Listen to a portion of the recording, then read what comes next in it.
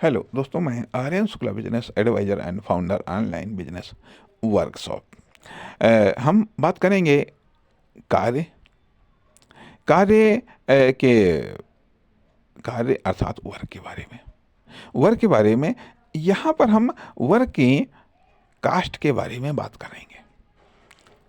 Work की cast के बारे में बात करेंगे और पहली बात होती है कि हमारी लिविंग कास्ट आ रही है। ध्यान दीजिएगा, हमारी लिविंग कास्ट तो आ ही रही है, चाहे हम कार्य करें या ना करें, हमारी लिविंग कास्ट तो आती ही है। हम जिंदा हैं और उस जिंदा रहने के लिए हमारी दैनिक रूप में कास्ट आती है। ठीक है, दैनिक रूप में हमें टाइम मिलता है, 24 आवर्स मिलते हैं। ठीक है, 24 आवर्स मिलते हैं दैनिक रूप में, चाहे हम इसका उपयोग करें या ना करें। हमारी एज है, चाहे हम इसका उपयोग करें या ना करें, इससे हम कोई कार्य करें या ना करें, चाहे किसी टाइम में हम कोई कार्य करें या ना करें, तो ये ऑलरेडी ये सब कास्ट हैं। ये सब कास्ट तो ऑलरेडी आ ही रही हैं और आती रहेंगी। कोई कार्य करें हम या ना करें तो, लेकिन यदि सक्सेस हमें होना है, ध्यान दीजिएगा, यदि सक्सेस हमें होना है, सक्सेस का जन्म कहाँ से होता है?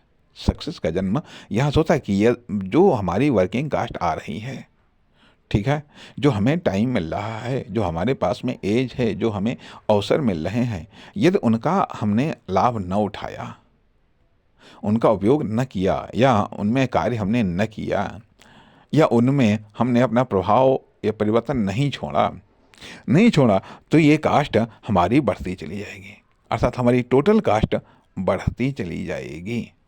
जब टोटल कास्ट बढ़ती चली जाएगी और उस कास्ट से हमें कोई भी प्रॉफिट या बेनिफिट नहीं मिलेगा, तो परिणाम लाइफ फेल हो जाएगी। इसलिए सक्सेस का जन्म, अर्थात इस सक्सेस चाहिए, यदि सक्सेस चाहिए तो स्वाभाविक बात है कि हमको कार्य करना पड़ेगा। अर्थात कम से कम जो आपके पास में नैसर्गिक साधन या संसाधन है, उनके द्वारा आप क्या कार्य कर सकते हैं, उनके द्वारा आपके पास में कार्य करने के कौन कौन से ऑप्शन हैं, कौन कौन से कार्य कर सकते हैं, कैसे कर सकते हैं, उनके द्वारा किस प्रकार का आप इफेक्ट जनरेट कर सकते हैं, अब इसके लिए कार्य को करने के लिए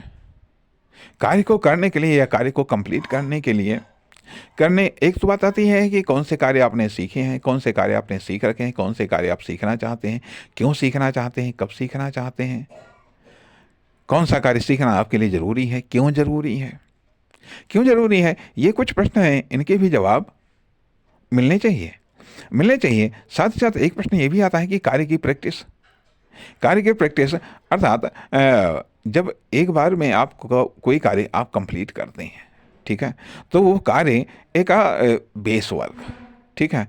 अब अगली बार यदि आप कार्य करते हैं, तो क्यों अगली बार रिपीट करने क्यों जा रहे हैं?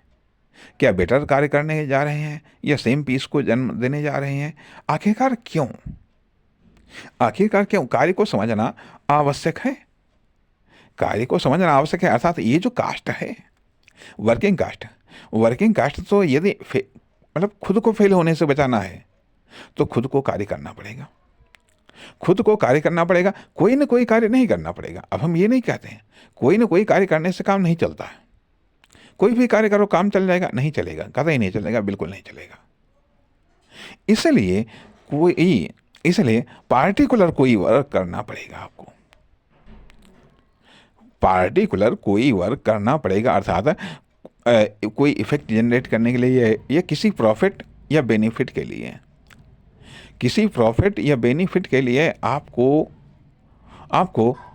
कोई ना कोई पार्टिकुलर वर्क करना पड़ेगा।